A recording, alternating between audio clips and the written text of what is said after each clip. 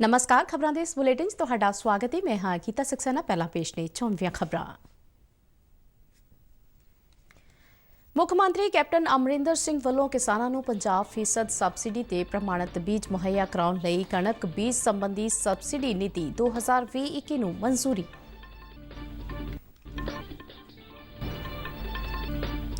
ਪੰਜਾਬ ਦੀ ਮੁੱਖ ਸਕੱਤਰ ਵਿਨੀ ਮਹਾਜਨ ਨੇ ਕਿਹਾ ਹੈ ਕਿ ਪੰਜਾਬ ਵਿੱਚ ਇਸ ਸਾਲ ਪਰਾਲੀ ਸਾੜਨ ਦਾ ਰੁਝਾਨ ਘਟਿਆ ਹੈ।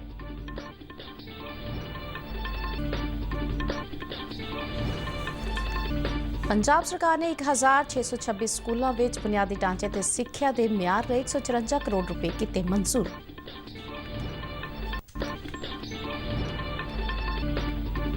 ਪੰਜਾਬ ਦੇ ਸਿਹਤ ਤੇ ਪਰਿਵਾਰ ਭਲਾਈ ਮੰਤਰੀ ਬਲਬੀਰ ਸਿੰਘ ਸਿੱਧੂ ਨੇ ਮੋਹਾਲੀ ਜ਼ਿਲ੍ਹੇ ਤੋਂ 5 ਸਾਲ ਤੱਕ ਦੇ ਬੱਚਿਆਂ ਨੂੰ ਪੋਲੀਓ ਬੂੰਦਾਂ ਪਿਲਾ ਕੇ 3 ਦਿਨਾਂ ਪਲਸ ਪੋਲੀਓ ਮੁਹਿੰਮ ਦੀ ਸ਼ੁਰੂਆਤ ਕੀਤੀ। ਸਾਉਣੀ ਸੀਜ਼ਨ ਦੌਰਾਨ ਝੋਨੇ ਦੀ ਖਰੀਦ 2 ਕਰੋੜ ਮੀਟ੍ਰਿਕ ਟਨ ਤੋਂ ਹੋਈ ਪਾਰ। ਇਸ ਸਾਲ ਅਕਤੂਬਰ ਮਹੀਨੇ ਵਿੱਚ ਕੁੱਲ GST ਤੋਂ ਮਾਲੀਆ ਸੰਗ੍ਰਹਿ 1,05,155 ਕਰੋੜ ਰੁਪਏ ਰਿਹਾ, ਜੋ ਦੇਸ਼ ਦੀ ਆਰਥਿਕ ਸਥਿਤੀ ਵਿੱਚ ਸੁਧਾਰ ਦਾ ਸੂਚਕ ਹੈ।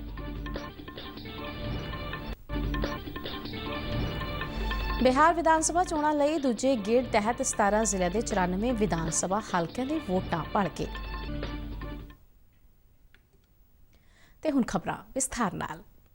ਪੰਜਾਬ ਦੇ ਮੁੱਖ ਮੰਤਰੀ ਕੈਪਟਨ ਅਮਰਿੰਦਰ ਸਿੰਘ ਨੇ ਹਾੜੀ ਸੀਜ਼ਨ ਦੌਰਾਨ ਕਿਸਾਨਾਂ ਨੂੰ 50% ਸਬਸਿਡੀ ਤੇ ਕਣਕ ਦਾ ਪ੍ਰਮਾਣਿਤ ਬੀਜ ਮੁਹੱਈਆ ਕਰਾਉਣ ਲਈ ਖੇਤੀਬਾੜੀ ਵਿਭਾਗ ਦੀ ਕਣਕ ਦੇ ਬੀਜ ਸੰਬੰਧੀ ਸਬਸਿਡੀ ਨੀਤੀ 2020-21 ਨੂੰ ਮਨਜ਼ੂਰੀ ਦੇ ਦਿੱਤੀ ਹੈ। ਇਸ ਨੀਤੀ ਤਹਿਤ ਕਿਸਾਨਾਂ ਨੂੰ 18 ਕਰੋੜ 50 ਲੱਖ ਰੁਪਏ ਦੀ ਸਬਸਿਡੀ ਨਾਲ 1,85,000 ਕੁਇੰਟਲ ਪ੍ਰਮਾਣਿਤ ਬੀਜ ਮੁਹੱਈਆ ਕਰਵਾਇਆ ਜਾਵੇਗਾ, ਜਿਸ ਨਾਲ ਸਿੱਧੇ ਤੌਰ ਤੇ ਲਗਭਗ 2.5 ਲੱਖ ਕਿਸਾਨਾਂ ਨੂੰ ਲਾਭ ਮਿਲੇਗਾ। ਮੁੱਖ ਮੰਤਰੀ ਨੇ ਵਿਭਾਗ ਨੂੰ ਨਿਰਦੇਸ਼ ਦਿੱਤੇ ਨੇ ਕਿ ਛੋਟੇ ਤੇ ਦਰਮਿਆਨੇ ਕਿਸਾਨਾਂ ਨੂੰ ਸਬਸਿਡੀ ਵਾਲਾ ਬੀਜ ਮੁਹੱਈਆ ਕਰਾਉਣ ਨੂੰ ਪਹਿਲ ਦਿੱਤੀ ਜਾਵੇ। ਉਨ੍ਹਾਂ ਕਿਹਾ ਕਿ ਸਬਸਿਡੀ ਸਿਰਫ ਯੋਗ ਕਿਸਾਨਾਂ ਨੂੰ ਦਿੱਤੀ ਜਾਵੇ ਅਤੇ ਸਬਸਿਡੀ ਦੀ ਰਕਮ ਸਿੱਧੇ ਲਾਭਪਾਤਰੀਆਂ ਦੇ ਖਾਤਿਆਂ ਵਿੱਚ ਟ੍ਰਾਂਸਫਰ ਕੀਤੀ ਜਾਵੇ। ਮੁੱਖ ਮੰਤਰੀ ਨੇ ਵਧੀਕ ਮੁੱਖ ਸਕੱਤਰ ਵਿਕਾਸ ਅਨਿਰੁੱਧ ਤਿਵਾੜੀ ਨੂੰ ਨਿਰਦੇਸ਼ ਦਿੱਤੇ ਨੇ ਕਿ ਉਹ ਖੇਤੀਬਾੜੀ ਵਿਭਾਗ ਦੇ ਅਧਿਕਾਰੀਆਂ ਤੇ ਸਟਾਫ ਨੂੰ ਆਪਣੇ ਖੇਤਰ ਵਿੱਚ ਵੇਚੇ ਜਾ ਰਹੇ ਬੀਜਾਂ ਤੇ ਨੇੜਿਓਂ ਨਜ਼ਰ ਰੱਖਣ ਲਈ ਵਿਸਥਾਰਤ ਨਿਰਦੇਸ਼ ਜਾਰੀ ਕਰਨ। ਉਨ੍ਹਾਂ ਵਧੀਕ ਮੁੱਖ ਸਕੱਤਰ ਵਿਕਾਸ ਨੂੰ ਯਕੀਨੀ ਬਣਾਉਣ ਲਈ ਵੀ ਕਿਹਾ ਕਿ ਕਿਸਾਨਾਂ ਤੱਕ ਸਿਰਫ ਮਿਆਰੀ ਬੀਜ ਹੀ ਪਹੁੰਚਣ। ਮੁੱਖ ਮੰਤਰੀ ਨੇ ਚੇਤਾਵਨੀ ਦਿੱਤੀ ਹੈ ਕਿ ਜੇਕਰ ਇਸ ਸੰਬੰਧ ਵਿੱਚ ਕੋਈ ਸ਼ਿਕਾਇਤ ਮਿਲਦੀ ਹੈ ਜਾਂ ਕੋਈ ਗਲਤ ਕਾਰਵਾਈ ਸਾਹਮਣੇ ਆਉਂਦੀ ਹੈ ਤਾਂ ਬੀਜ ਏਜੰਸੀਆਂ ਦੇ ਸੰਬੰਧਿਤ ਅਧਿਕਾਰੀਆਂ ਤੇ ਕਰਮਚਾਰੀਆਂ ਦੇ ਨਾਲ ਜ਼ਿਲ੍ਹਾ ਤੇ ਬਲਾਕ ਪੱਧਰੀ ਖੇਤੀਬਾੜੀ ਅਧਿਕਾਰੀਆਂ ਨੂੰ ਵੀ ਇਸ ਲਈ ਸਿੱਧੇ ਤੌਰ ਤੇ ਜ਼ਿੰਮੇਵਾਰ ਮੰਨਿਆ ਜਾਵੇਗਾ। ਸਬਸਿਡੀ ਲੈਣ ਦੇ ਚਾਹਵਾਨ ਕਿਸਾਨ ਆਪਣੇ ਖੇਤਰਾਂ ਵਿਚਲੇ ਖੇਤੀਬਾੜੀ ਵਿਭਾਗ ਦੇ ਦਫ਼ਤਰਾਂ ਦੇ ਵਿੱਚ ਅਰਜ਼ੀਆਂ ਜਮ੍ਹਾਂ ਕਰਵਾ ਸਕਦੇ ਨੇ।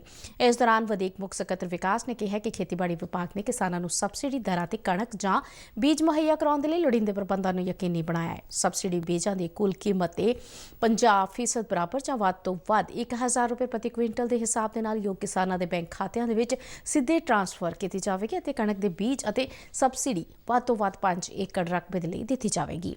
ਜ਼ਿਕਰਯੋਗ ਹੈ ਕਿ ਹਾੜੀ ਸੀਜ਼ਨ 2020 ਦੇ ਦੌਰਾਨ ਸੂਬੇ ਦੇ ਲਗਭਗ 35 ਲੱਖ ਹੈਕਟੇਅਰ ਰਕਬੇ ਦੇ ਵਿੱਚ ਕਣਕ ਦੀ ਕਾਸ਼ਤ ਹੋਣ ਦੀ ਉਮੀਦ ਹੈ। ਪੰਜਾਬ ਵਿੱਚ ਇਸ ਸਾਲ ਪਰਾਲੀ ਸਾੜਨ ਦਾ ਰੁਝਾਨ ਘਟਿਆ ਹੈ। ਪੰਜਾਬ ਦੇ ਮੁੱਖ ਸਕੱਤਰ ਵਿਨੀ ਮਹਾਜਨ ਨੇ ਸੂਬੇ ਦੇ ਸਾਰੇ ਸੀਨੀਅਰ ਅਧਿਕਾਰੀਆਂ, ਸਮੂਹ ਡਿਪਟੀ ਕਮਿਸ਼ਨਰਾਂ ਅਤੇ SSPs ਨਾਲ ਵੀਡੀਓ ਕਾਨਫਰੰਸਿੰਗ ਰਾਹੀਂ ਗੱਲਬਾਤ ਕਰਦਿਆਂ ਇਸ ਗੱਲ ਤੇ ਸੰਤੁਸ਼ਟੀ ਪ੍ਰਗਟ ਕੀਤੀ ਹੈ ਕਿ ਪੰਜਾਬ ਵਿੱਚ ਪਰਾਲੀ ਸਾੜਨ ਦੀਆਂ ਘਟਨਾਵਾਂ ਦੇ ਵਿੱਚ 5% ਤੋਂ ਵੀ ਜ਼ਿਆਦਾ ਕਮੀ ਰਹੀ ਹੈ। ਉਹਨੇ ਕਿਹਾ ਕਿ ਇਸ ਦਰ ਦੇ ਵਿੱਚ ਹੋਰ ਜ਼ਿਆਦਾ ਕਮੀ ਲਿਆਉਣ ਦੇ ਲਈ ਕੋਸ਼ਿਸ਼ਾਂ ਹੋਰ ਤੇਜ਼ ਕੀਤੀਆਂ ਜਾਣੀਆਂ ਚਾਹੀਦੀਆਂ ਨੇ।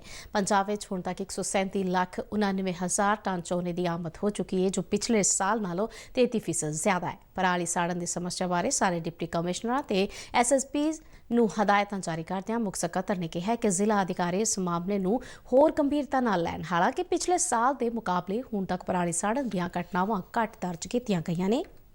ਸੂਬੇ ਵਿੱਚ ਕੋਵਿਡ-19 ਦੀ ਸਥਿਤੀ ਬਾਰੇ ਸਮੀਖਿਆ ਕਰਦਿਆਂ ਮੁੱਖ ਸਕੱਤਰ ਨੇ ਕਿਹਾ ਕਿ ਮੌਜੂਦਾ ਸਮੇਂ ਸੂਬੇ ਦੇ ਵਿੱਚ ਕਰੋਨਾ ਮਾਮਲਿਆਂ ਦੇ ਵਿੱਚ ਕਮੀ ਆਈ ਹੈ ਤੇ ਇਹ ਸਿਰਫ ਜ਼ਿਆਦਾ ਟੈਸਟਾਂ ਦਾ ਹੀ ਨਤੀਜਾ ਹੈ। ਮੁੱਖ ਸਕੱਤਰ ਨੇ ਕਿਹਾ ਕਿ ਸਾਰੇ ਸਰਕਾਰੀ ਦਫ਼ਤਰ ਹੁਣ 100% ਸਟਾਫ ਦੇ ਨਾਲ ਕੰਮ ਕਰ ਰਹੇ ਨੇ, ਇਸ ਲਈ RT-PCR ਟੈਸਟਾਂ ਦੇ ਵਿੱਚ ਵੀ ਵਾਧਾ ਕੀਤਾ ਜਾਣਾ ਚਾਹੀਦਾ ਹੈ। ਮੁੱਖ ਸਕੱਤਰ ਨੇ ਡੇਂਗੂ ਦੇ ਨਾਲ ਨਜਿੱਠਣ ਦੇ ਲਈ ਜ਼ਿਲ੍ਹਾ ਅਧਿਕਾਰੀਆਂ ਨੂੰ ਹਦਾਇਤਾਂ ਜਾਰੀ ਕੀਤੀਆਂ ਨੇ।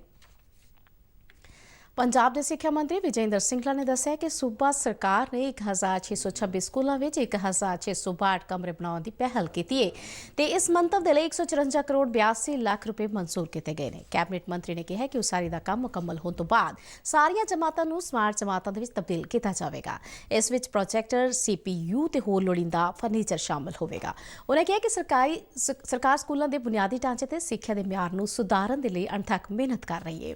ਇਹ ਸਾਰੇ ਹੋਰ ਵੇਰਵਾ ਦਿੰਦਿਆਂ ਸਿੰਗਲਾ ਨੇ ਕਿਹਾ ਕਿ ਇਨ੍ਹਾਂ ਸਕੂਲਾਂ ਦੇ ਵਿੱਚ ਜਗ੍ਹਾ ਦੀ ਘਾਟ ਹੋਣ ਕਰਕੇ ਨਾਬਾਲਗ ਦੇ ਪ੍ਰੋਜੈਕਟ ਤਹਿਤ ਕਮਰੇ ਦੀ ਉਸਾਰੀ ਦੀ ਤਜਵੀਜ਼ ਖਜ਼ਾਨਾ ਵਿਭਾਗ ਨੂੰ ਭੇਜੀ ਗਈ ਸੀ, ਜੋ ਮਨਜ਼ੂਰ ਹੋ ਗਈ ਹੈ। ਇਸੇ ਦੌਰਾਨ ਪੰਜਾਬ ਦੇ ਸਿੱਖਿਆ ਵਿਭਾਗ ਨੇ ਪਹਿਲੀ ਤੋਂ 12ਵੀਂ ਤੱਕ ਦੇ ਵਿਦਿਆਰਥੀਆਂ ਦੀ ਪੜ੍ਹਾਈ ਦਾ ਮੁਲਾਂਕਣ ਕਰਨ ਅਤੇ ਇਸ ਵਿੱਚ ਹੋਰ ਸੁਧਾਰ ਲਿਆਉਣ ਦੇ ਲਈ ਅੱਜ ਤੇ ਭਲਕੇ ਸਾਰੇ ਸਕੂਲਾਂ ਦੇ ਵਿੱਚ ਮਾਪੇ ਅਧਿਆਪਕ ਮੀਟਿੰਗਾਂ ਕਰਨ ਦੇ ਨਿਰਦੇਸ਼ ਦਿੱਤੇ ਨੇ। ਸਕੂਲ ਸਿੱਖਿਆ ਵਿਭਾਗ ਦੇ ਬੁਲਾਰੇ ਨੇ ਦੱਸਿਆ ਹੈ ਕਿ ਇਨ੍ਹਾਂ ਮੀਟਿੰਗਾਂ ਦੌਰਾਨ ਅਧਿਆਪਕਾਂ ਨੂੰ ਬੱਚਿਆਂ ਉਹਨਾਂ ਦੇ ਮਾਪਿਆਂ, ਪੰਚਾਇਤ ਮੈਂਬਰਾਂ ਤੇ ਹੋਰ ਪਤਵੰਤਿਆਂ ਤੱਕ ਪਹੁੰਚ ਕਰਨ ਦੇ ਲਈ ਕਿਹਾ ਜਾਵੇਗਾ ਤਾਂ ਜੋ ਵਿਦਿਆਰਥੀਆਂ ਦੀ ਪੜ੍ਹਾਈ ਦੇ ਵਿੱਚ ਕਮੀਆਂ ਤੇ ਕਮਜ਼ੋਰੀਆਂ ਦਾ ਪਤਾ ਲਗਾ ਕੇ ਇਸ ਨੂੰ ਬਿਹਤਰ ਬਣਾਇਆ ਜਾ ਸਕੇ। ਪੰਜਾਬ ਦੇ ਸਿਹਤ ਤੇ ਪਰਿਵਾਰ ਭਲਾਈ ਮੰਤਰੀ ਬਲਬੀਰ ਸਿੰਘ ਸਿੱਧੂ ਨੇ ਮੋਹਾਲੀ ਜ਼ਿਲ੍ਹੇ ਤੋਂ 5 ਸਾਲ ਤੱਕ ਦੇ ਬੱਚਿਆਂ ਨੂੰ ਪੋਲੀਓ ਬੂੰਦਾਂ ਪਿਲਾ ਕੇ 3 ਦਿਨਾਂ ਪਲਸ ਪੋਲੀਓ ਮੁਹਿੰਮ ਦੀ ਸ਼ੁਰੂਆਤ ਕੀਤੀ।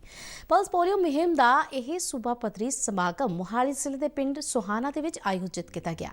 ਇਸ ਮੌਕੇ ਬੋਲਦਿਆਂ ਬਲਬੀਰ ਸਿੰਘ ਸਿੱਧੂ ਨੇ ਕਿਹਾ ਕਿ ਇਸ ਸਬ ਨੈਸ਼ਨਲ ਟੀਕਾਕਰਨ ਦਿਵਸ ਮੁਹਿੰਮ ਦੌਰਾਨ ਸੂਬੇ ਭਰ ਦੇ ਵਿੱਚ 3 ਨਵੰਬਰ ਤੱਕ ਬੱਚਿਆਂ ਨੂੰ ਪੋਲੀਓ ਦੀ ਖੁਰਾਕ ਦਿੱਤੀ ਜਾਵੇਗੀ। ਉਹਨਾਂ ਦੱਸਿਆ ਕਿ ਕੋਰੋਨਾ ਮਹਾਮਾਰੀ ਦੇ ਚਲਦਿਆਂ ਇਹ ਮੁਹਿੰਮ ਵਧੇਰੇ ਜੋਖਿਮ ਵਾਲੇ ਖੇਤਰਾਂ, ਪ੍ਰਵਾਸੀ ਆਬਾਦੀ ਪੱਠਿਆਂ, ਉਸਾਰੀ ਵਾਲੀਆਂ ਥਾਵਾਂ ਅਤੇ ਗਰੀਬ ਬਸਤੀਆਂ ਦੇ ਵਿੱਚ ਹੀ ਚਲਾਈ ਜਾਵੇਗੀ। ਸਿਹਤ ਮੰਤਰੀ ਨੇ ਦੱਸਿਆ ਕਿ ਇਸ ਗੇੜ ਤਹਿਤ ਸੂਬੇ ਭਰ ਦੇ ਵਿੱਚ 8,436 ਵੱਖ-ਵੱਖ ਥਾਵਾਂ ਤੇ ਕੋਈ 5,32,000 ਬੱਚਿਆਂ ਨੂੰ ਪੋਲੀਓ ਦੀਆਂ ਬੂੰਦਾਂ ਪਿਲਾਈਆਂ ਜਾ ਰਹੀਆਂ ਨੇ। ਉਹਨਾਂ ਅੱਗੇ ਦੱਸਿਆ ਕਿ ਪਲਸ ਪੋਲੀਓ ਮੁਹਿੰਮ ਨੂੰ ਸਫਲ ਬਣਾਉਣ ਦੇ ਲਈ 4,180 ਮੈਡੀਕਲ ਟੀਮਾਂ ਘਰੋਂ-ਘਰੀ ਜਾ ਕੇ ਬੱਚਿਆਂ ਨੂੰ ਪੋਲੀਓ ਖੁਰਾਕ ਪਿਲਾਉਣਗੀਆਂ।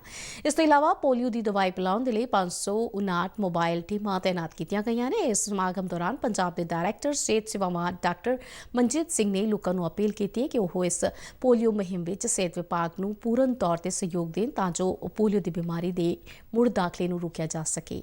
ਖਰੀਫ ਸੀਜ਼ਨ 2021 ਦੇ ਲਈ ਝੋਨੇ ਦੀ ਖਰੀਦ 2 ਕਰੋੜ ਮੀਟ੍ਰਿਕ ਟਨ ਤੋਂ ਪਾਰ ਹੋ ਗਈ ਹੈ ਤੇ ਪੰਜਾਬ, ਹਰਿਆਣਾ, ਉੱਤਰ ਪ੍ਰਦੇਸ਼, ਉੱਤਰਾਖੰਡ, ਤਾਮਿਲਨਾਡੂ, ਚੰਡੀਗੜ੍ਹ, ਜੰਮੂ ਤੇ ਕਸ਼ਮੀਰ, ਕੇਰਲ ਤੇ ਗੁਜਰਾਤ ਤੋਂ ਕੱਲ ਤੱਕ 204.59 ਲੱਖ ਮੀਟ੍ਰਿਕ ਟਨ ਝੋਨੇ ਦੀ ਵੱਡੀ ਖਰੀਦ ਕੀਤੀ ਗਈ ਹੈ। ਪਿਛਲੇ ਸਾਲ ਇਹ ਖਰੀਦ 168.87 ਲੱਖ ਮੀਟ੍ਰਿਕ ਟਨ ਸੀ। ਇਸ ਸਾਲ ਪਿਛਲੇ ਸਾਲ ਦੇ ਮੁਕਾਬਲੇ 21.16% ਦਾ ਵਾਧਾ ਹੋਇਆ ਹੈ। 204.59 ਲੱਖ ਮੀਟ੍ਰਿਕ ਟਨ ਦੇ ਵਿੱਚ ਇਕੱਲੇ ਪੰਜਾਬ ਨੇ 142.81 ਲੱਖ ਮੀਟ੍ਰਿਕ ਟਨ ਦਾ ਯੋਗਦਾਨ ਦਿੱਤਾ, ਜੋ ਕੁੱਲ ਖਰੀਦ ਦਾ 69.80% ਬਣਦਾ ਹੈ।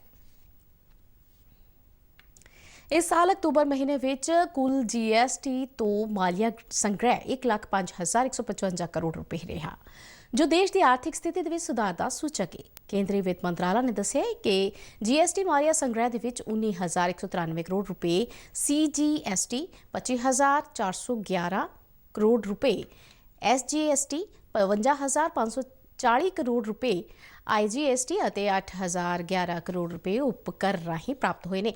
ਇਸ ਮਹੀਨੇ ਕੁੱਲ 80 lakh GSTR 3B return file ਕੀਤੇ ਗਏ ਨੇ। ਸਰਕਾਰ ਨੇ CGST ਤਹਿਤ 25,091 ਕਰੋੜ ਰੁਪਏ ਅਤੇ IGST ਦੇ ਤਹਿਤ 19,427 ਕਰੋੜ ਰੁਪਏ ਦਾ ਨਿਯਮਿਤ ਨਿਬੇੜਾ ਕੀਤਾ ਹੈ। ਇਸ ਮਹੀਨੇ ਦੇ ਵਿੱਚ ਨਿਯਮਿਤ ਨਿਬੇੜੇ ਤੋਂ ਬਾਅਦ SGST ਦੇ ਤਹਿਤ 44,285 ਕਰੋੜ ਅਤੇ CGST ਦੇ ਤਹਿਤ 44,839 ਕਰੋੜ ਰੁਪਏ ਪ੍ਰਾਪਤ ਹੋਏ। ਇਸ ਸਾਲ ਅਕਤੂਬਰ ਦੇ ਵਿੱਚ GST ਮਾਲੀਆ ਪਿਛਲੇ ਸਾਲ ਦੇ ਇਸ ਸਮੇਂ ਦੇ ਵਿੱਚ ਪ੍ਰਾਪਤ ਮਾਲੀਆ ਤੋਂ 10% ਵਾਧੇ। ਇਸ ਦੌਰਾਨ ਵਸਤਾਂ ਦੀ ਦਰਾਮਦ ਤੋਂ ਪ੍ਰਾਪਤ ਮਾਲੀਆ ਵਿੱਚ 9% ਅਤੇ ਸੇਵਾਵਾਂ ਦੀ ਦਰਾਮਦ ਸਮੇਤ ਘਰੇਲੂ ਕਾਰੋਬਾਰ ਤੋਂ ਪ੍ਰਾਪਤ ਮਾਲੀਆ ਦੇ ਵਿੱਚ 11% ਦਾ ਵਾਧਾ ਹੋਇਆ ਹੈ। ਆਯੁਸ਼ ਮੰਤਰਾਲਾ ਤੇ ਨਿਵੇਸ਼ ਇੰਡੀਆ ਮਿਲ ਕੇ ਇੱਕ ਰਣਨੀਤਿਕ ਇਕਾਈ, ਜਿਸ ਦਾ ਨਾਂ ਰਣਨੀਤਿਕ ਨੀਤੀ ਅਤੇ ਬਿਊਰੋ ਸਹੂਲਤਾਂ ਸਥਾਪਿਤ ਕਰਨਗੀਆਂ, ਜੋ ਆਯੁਸ਼ ਖੇਤਰ ਦੀ ਯੋਜਨਾਬੱਧ ਤੇ ਸਿਸਟਮੈਟਿਕ ਵਾਧੇ ਦੇ ਲਈ ਕੰਮ ਕਰੇਗੀ। ਇਹ ਮੰਤਰਾਲੇ ਵੱਲੋਂ ਕੀਤੀ ਗਈ ਪਹਿਲਕਦਮੀਆਂ ਦੇ ਵਿੱਚੋਂ ਇੱਕ ਕਦਮ ਹੈ, ਜਿਸ ਅਨੁਸਾਰ ਭਵਿੱਖ ਦੇ ਵਿੱਚ ਆਯੁਸ਼ ਦੇ ਭਾਗੀਦਾਰ ਗਰੁੱਪ ਆਯੁਸ਼ ਖੇਤਰ ਦੇ ਵਿੱਚ ਅੱਗੇ ਵਧ ਸਕਦੇ ਨੇ। ਬਿਊਰੋ ਨੂੰ ਸਥਾਪਿਤ ਕਰਨਾ ਇੱਕ ਅਗਾਂਹਵਧੂ ਕਦਮ ਹੈ, ਜੋ ਆਯੁਸ਼ ਸਿਸਟਮ ਨੂੰ ਭਵਿੱਖ ਦੇ ਲਈ ਤਿਆਰ ਕਰੇਗਾ। ਇਹ ਬਿਊਰੋ ਮੰਤਰਾਲੇ ਨੂੰ ਰਣਨੀਤਿਕ ਤੇ ਨੀਤੀਗਤ ਪਹਿਲਕਦਮੀਆਂ ਦੇ ਲਈ ਸਹਿਯੋਗ ਦੇਵੇਗਾ, ਜਿਸ ਨਾਲ ਖੇਤਰ ਦੀ ਪੂਰੀ ਸਮਰੱਥਾ ਤੱਕ ਪਹੁੰਚਣ ਦਾ ਰਸਤਾ ਬਣੇਗਾ। ਇਸ ਨਾਲ ਵਾਧੇ ਦੇ ਨਿਵੇਸ਼ ਨੂੰ ਉਤਸ਼ਾਹ ਮਿਲੇਗਾ। ਪ੍ਰੋਜੈਕਟ ਦੇ ਇੱਕ ਭਾਈਵਾਲ ਵਜੋਂ ਨਿਵੇਸ਼ ਇੰਡੀਆ ਮੰਤਰਾਲਾ ਦੇ ਨਾਲ ਮਿਲ ਕੇ ਬਿਊਰੋ ਦੀ ਕਾਰਜ ਯੋਜਨਾ ਬਣਾਏਗਾ ਅਤੇ ਇਸ ਦੇ ਛੋਟੀ ਲੰਬੀ ਅਵਧੀ ਦੇ ਟੀਚਿਆਂ ਨੂੰ ਪ੍ਰਭਾਸ਼ਿਤ ਕਰੇਗਾ। ਨਿਵੇਸ਼ ਇੰਡੀਆ ਉੱਚ ਪੱਧਰ ਦੇ ਸਿੱਖਿਅਤ ਅਤੇ ਮਾਹਿਰ ਸਰੋਤਾਂ ਨੂੰ ਆਯੁਸ਼ ਮੰਤਰਾਲਾ ਦੀਆਂ ਯੋਜਨਾਵਾਂ ਨੂੰ ਲਾਗੂ ਕਰਕੇ ਸਿਰੇ ਚਾੜਨ ਦੇ ਲਈ ਤੈਨਾਤ ਕਰੇਗਾ।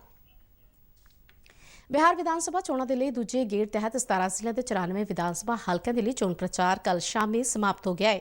ਇਸ ਗੇੜ ਦੌਰਾਨ ਉੱਤਰੀ ਬਿਹਾਰ ਦੇ ਜ਼ਿਲ੍ਹੇ ਵਿੱਚ ਪੈਂਦੇ ਵਿਧਾਨ ਸਭਾ ਹਲਕਿਆਂ ਦੇ ਲਈ ਵੋਟਾਂ ਭਰ ਕੇ ਪਵਾਈਆਂ ਜਾਣਗੀਆਂ। ਇਸ ਗੇੜ ਦੌਰਾਨ ਵੋਟਰ 146 ਮਹਿਲਾ ਉਮੀਦਵਾਰਾਂ ਸਮੇਤ 1463 ਉਮੀਦਵਾਰਾਂ ਦੀ ਸਿਆਸੀ ਕਿਸਮਤ ਦਾ ਫੈਸਲਾ ਕਰਨਗੇ। ਇਸ ਗੇੜ ਲਈ ਕੱਲ੍ਹ ਪ੍ਰਚਾਰ ਸਿਖਰਾਂ ਤੇ ਰਿਹਾ ਤੇ ਸਾਰੀਆਂ ਸਿਆਸੀ ਪਾਰਟੀਆਂ ਦੇ ਸਟਾਰ ਕੰਪੇਨਰਾਂ ਅਤੇ ਸੀਨੀਅਰ ਨੇਤਾਵਾਂ ਨੇ ਵੋਟਰਾਂ ਨੂੰ ਆਪਣੇ ਹੱਕ ਦੇ ਵਿੱਚ ਕਰਨ ਲਈ ਪੂਰੀ ਵਾਹ ਲਾਈ।